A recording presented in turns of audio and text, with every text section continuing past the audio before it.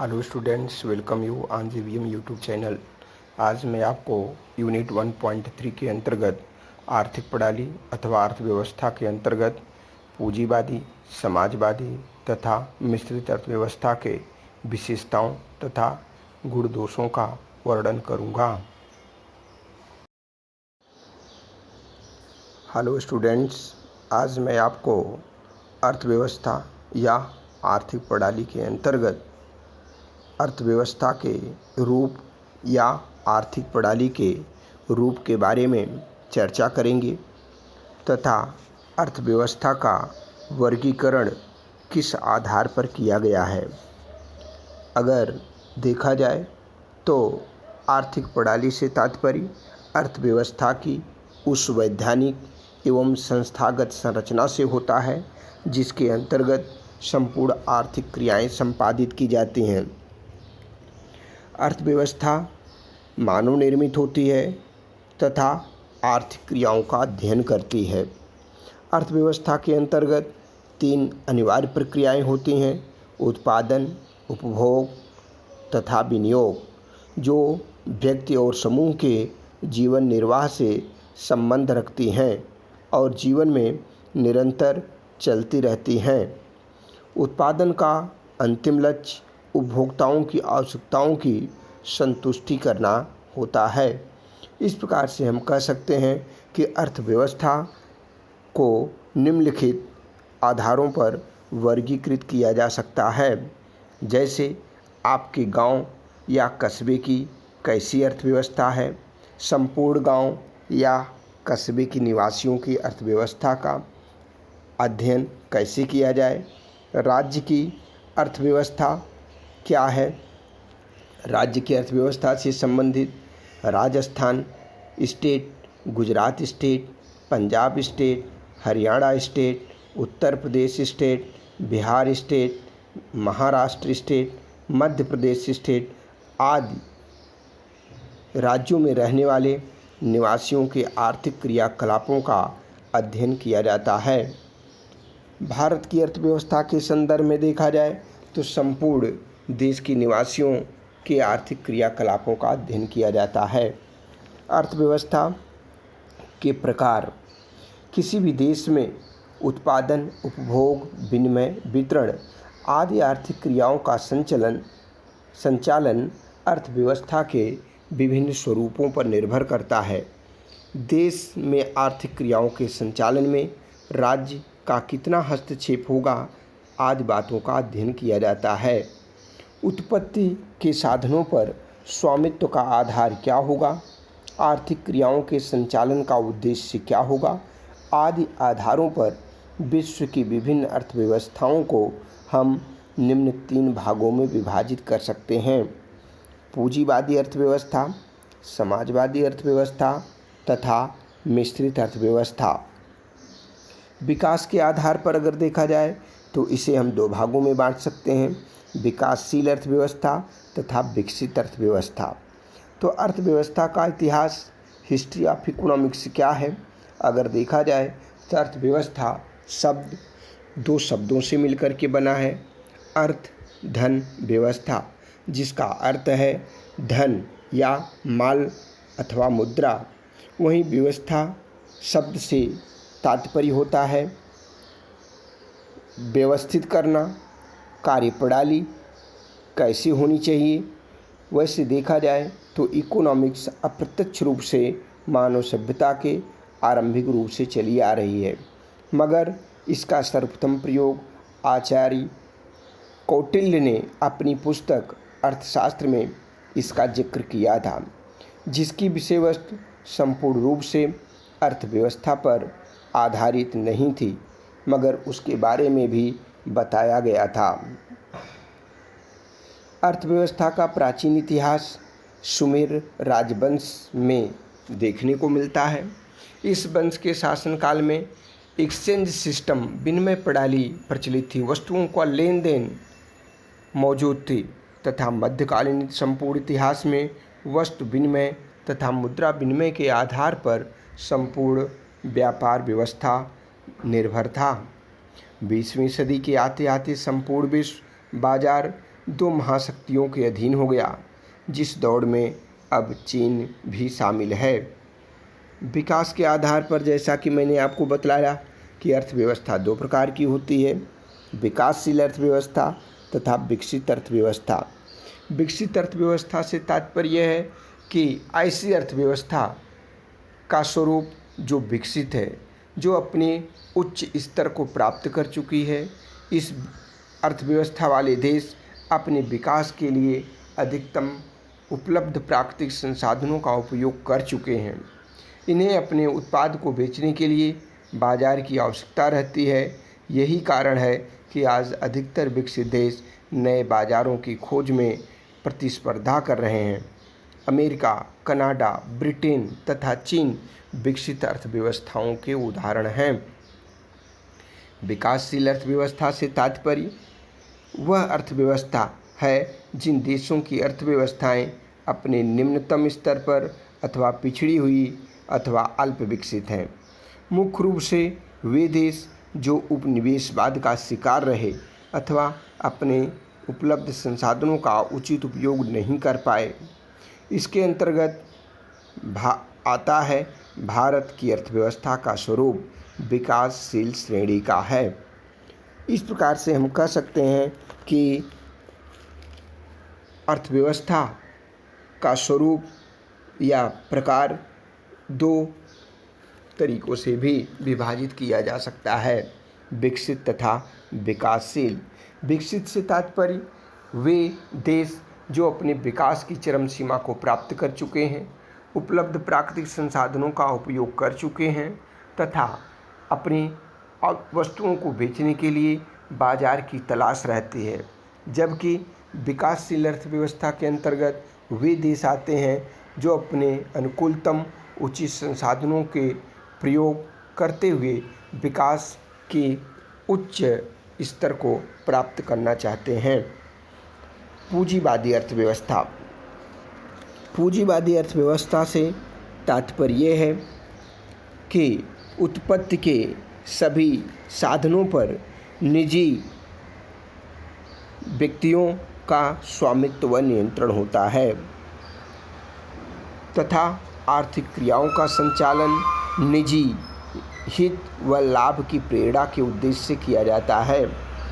सरकार के आर्थिक कामकाज के प्रबंध में किसी भी प्रकार का कोई हस्तक्षेप नहीं होता। पूंजीवादी अर्थव्यवस्था का स्वतंत्र बाजार अर्थव्यवस्था, बाजार अर्थव्यवस्था एवं मुक्त अर्थव्यवस्था भी कहा जाता है। विश्व में आर्थिक प्रणाली का उदय सन 1760 से 1820 के मध्य औद्योगिक क्रांति के समय हुआ। आज विश्व के किसी भी देश में पूंजीवादी अपने विशुद्ध रूप में नहीं देखने को मिलता, परंतु आर्थिक गतिविधियों के संचालन व नियंत्रण के आधार पर पूंजीवादी अर्थव्यवस्था के देशों में संयुक्त राज्य America, USA, Germany, Canada, Italy, Japan, France, Australia आदि देशों में अर्थतंत्र पूंजीवादी अर्थव्यवस्था देखने को मिलता है। पूंजीवादी अर्थव्यवस्था की विशेषताएं। पूंजीवादी अर्थव्यवस्था की निम्नलिखित विशेषताएं हैं। पूंजीवादी अर्थव्यवस्था में उत्पादन के घटक हैं, जैसे भूमि, खाने, कारखाने, मशीनें आदि पर निजी व्यक्तियों का स्वामित्व होता है। इन साधनों के स्वामी अपनी इच्छानुसार इनका प्रयोग करने के लिए स्वतंत्र होते हैं। व्यक्तियों की संपत्ति रखने, उसे बढ़ाने, उसे प्रयोग करने की पूर्ण स्वतंत्रता होती है।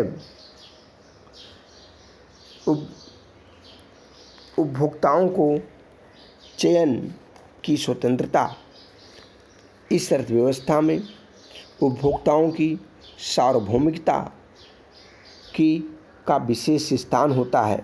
उपभोक्ताओं को अपनी रुचि एवं अधिमान के अनुसार उपभोग करने की पूर्ण स्वतंत्रता होती है। वे अपनी इच्छानुसार अपना खर्च कर सकते हैं, वस्तुओं का उत्पादन कर सकते हैं। यह आर्थिक प्रणाली में उपभोक्ता अपनी आय को स्वतंत्र रूप से खर्च करने के लिए स्वतंत्र होता है। उपभोक्ता को सर्वोच्च स्थान प्राप्त होने के कारण ही इस आर्थिक प्रणाली में उपभोक्ता को बाजार का किंग कहा जाता है। उद्यम की स्वतंत्रता।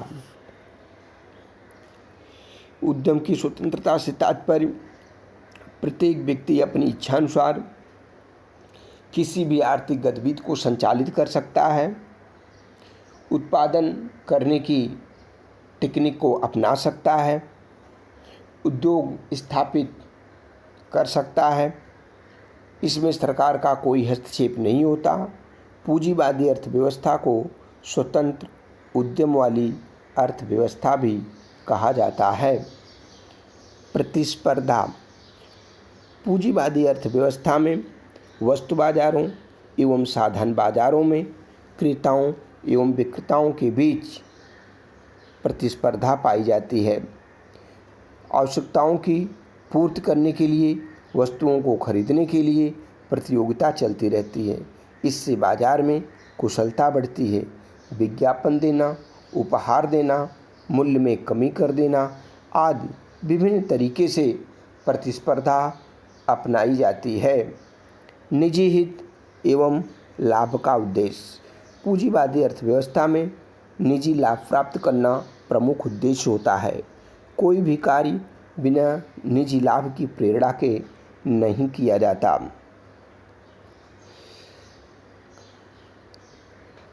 पूंजीवादी अर्थव्यवस्था के अंतर्गत निर्णय किसी वस्तु का उत्पादन का निर्णय मुख्य रूप से लाभ की भावना पर निर्भर करता है, अर्थात काम करने में क्या व कितना लाभ प्राप्त होगा। इस प्रकार उपभोक्ता भी वस्तुओं का उपयोग निजी हित के लिए करते हैं। वर्ग संघर्ष। पूंजीवादी अर्थव्यवस्था में समाज दो वर्गों में विभाजित होता है। एक साधन संपन्न व्यक्ति होता है जो धनी होता है, जो पूंजीपति कहलाता है। दूसरी ओर साधन विहीन वर्ग होता है जो श्रमिक तथा गरीब कहलाता है। पूंजीपतियों में लाभ बढ़ाने के उद्देश्य से श्रमिकों का शोषण से बचने का उद्देश्य वर्ग संघर्ष को जन्म देता है। आय की असमानता। पूंजीवादी अर्थव्यवस्था में संपत्ति के असमान वितरण के कारण पूंजीवादी अर्थव्यवस्था में गरीब व अमीर के बीच विषमता की खाई बढ़ती चली जाती है। पूंजीवादी अर्थव्यवस्था का विश्लेषण इस प्रकार से कर सकते हैं। आर्थिक स्वतंत्रता। पूंजीवादी अर्थव्यवस्था में हर एक व्यक्ति अपनी इच्छानुसार अपनी संपत्ति का प्रयोग करने और उद्योगों को चयन करने की पूर्ण स्वतंत्रता होती है। इस प्रकार से हम कह सकते हैं कि पूंजीवादी अर्थव्यवस्था में सभी आर्थिक क्रियाओं का संचालन, समन्वय एवं नियंत्रण किसी केंद्रीय सत्ता द्वारा न होकर मूल्य संयंत्र द्वारा होता है। पूंजीवादी अर्थव्यवस्था के गुण। पूंजीवादी अर्थव्यवस्था के अंतर्गत निम्नलिखित गुण हैं।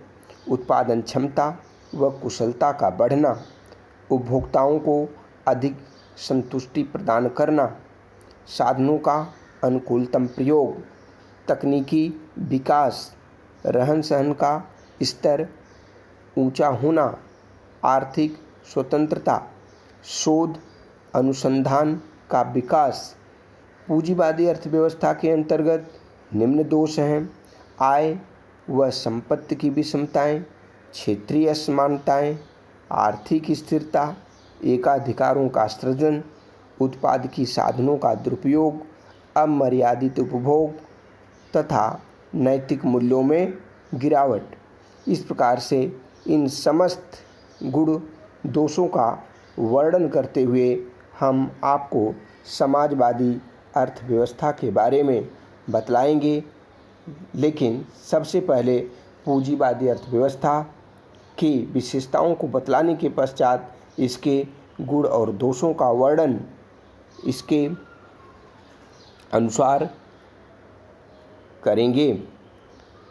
सबसे पहले हम आपको पूंजीवादी अर्थव्यवस्था के गुणों के बारे में वर्णन करेंगे। पूंजीवादी अर्थव्यवस्था के अंतर्गत पहली इसके गुण हैं, या इसे हम विशेषता भी कह सकते हैं, उत्पादन क्षमता व कुशलता का बढ़ना, निजी लाभ की प्रेरणा, बाजार में पूर्ण प्रतिस्पर्धा होने के कारण हर उद्यमी दूसरे उद्यमी के मुकाबले अच्छी व टिकाऊ वस्तु का उत्पादन करने का प्रयास करता है तथा इस हेतु नई नई तकनीकों का प्रयोग करता है, जिससे उत्पादन की क्षमता में वृद्धि होती है। उपभोक्ताओं को अधिक संतुष्टि, अच्छी एवं गुणवत्ता वाली वस्तुओं को प्राप्त करने के कारण उपभोक्ता को भले ही अधिक कीमत चुकानी पड़ती है, लेकिन उन्हें पूर्ण रूप से संतुष्टि प्राप्त होती है।